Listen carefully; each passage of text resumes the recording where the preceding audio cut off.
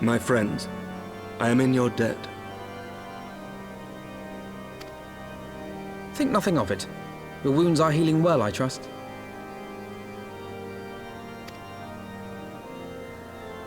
Some wounds do not heal.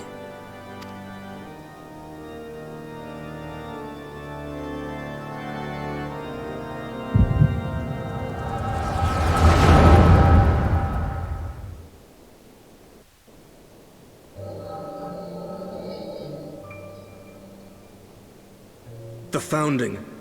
The Scriptures, 1,000 years of lies, all to deceive the common man.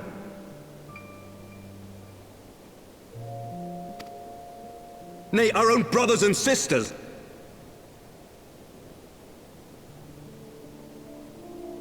I should be interested to hear how you came by this knowledge.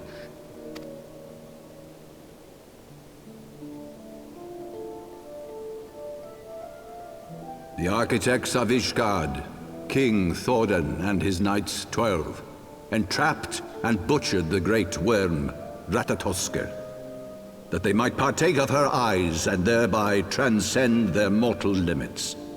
Upon learning of their treachery, Nidhogg was consumed with a murderous and justified rage. I dare say you know what followed. The great worm slew the king and half of his knights. Aye, but Nidhogg was subdued, and his eyes plucked from their sockets by the knights that remained. Their one mistake was to show mercy, for from his brother Hreysvelgr did Nidhogg receive a new eye, thus rejuvenating his form and empowering him to embark upon an eternal quest for vengeance. Whilst Thordan's son Haldreth took one of Nidhogg's eyes and learned to wield its power in defense of his people. Thus was the first Azure Dragoon born, and ever since that time, his honored successors have risen to drive Nidhogg from our lands whenever the worm has returned to plague.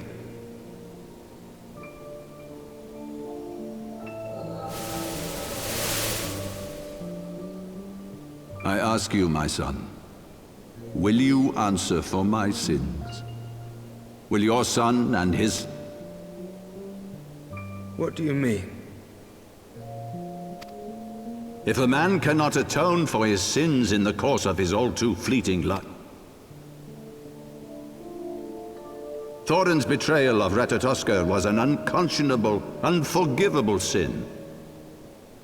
Should we then, as his descendants, meekly surrender ourselves to an eternity of punishment?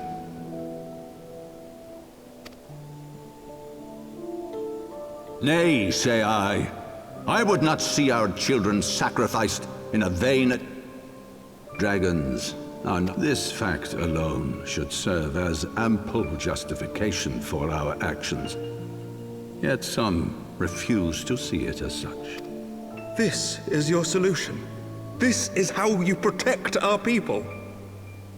You have given us a lost cause, a death sentence. With your compelling narrative, you but doom our countrymen to give their lives for a lie. And they do so gladly.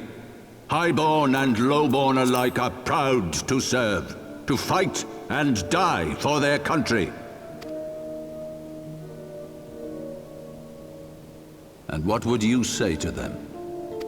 What would you tell the wives who have lost their husbands? The mothers who have lost their sons? That their loved ones died for naught?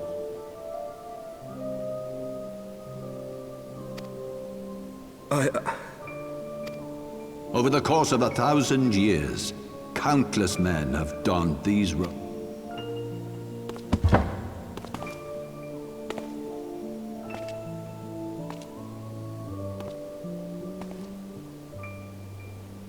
Do not despair, my son. Soon I shall free us from the sins of Antiquity and bring about the change you so fervently desire.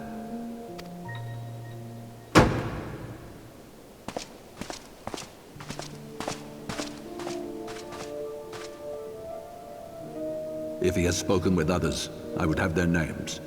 Escort him to a cell and question him. Thoroughly. Your Eminence.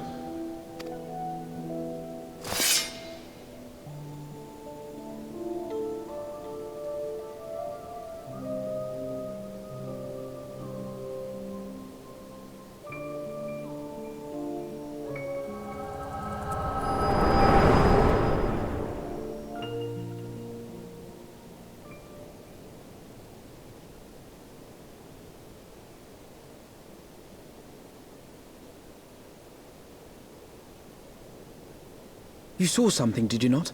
A vision of the past?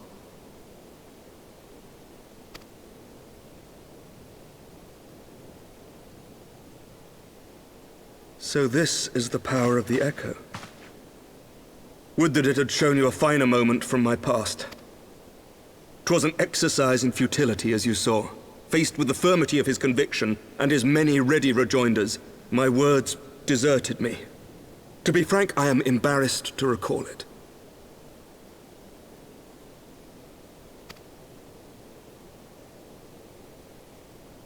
A friend once impressed upon me the importance of differentiating between words, deeds, and beliefs.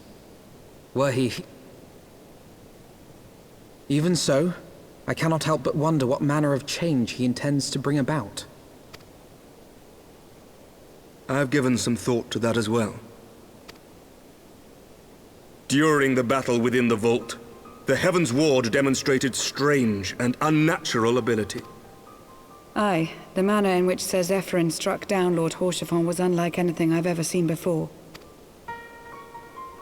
The spectacle called to mind King Thordan and his Knights 12 as they are depicted in scripture, holy powers and all. Mere fabrications, which have become objects of faith. Seven hells! If Lady Iceheart can use her own body as a vessel for summoning, I see no reason... Are the Heavensward truly so reckless? Unbelievable. As they fled, my father spoke of Azis La. Though I know not what he intends, I fear no good shall come of it. His ambitions are too great, and his minions too powerful. We must find the Heavensward and stop my father before it is too late.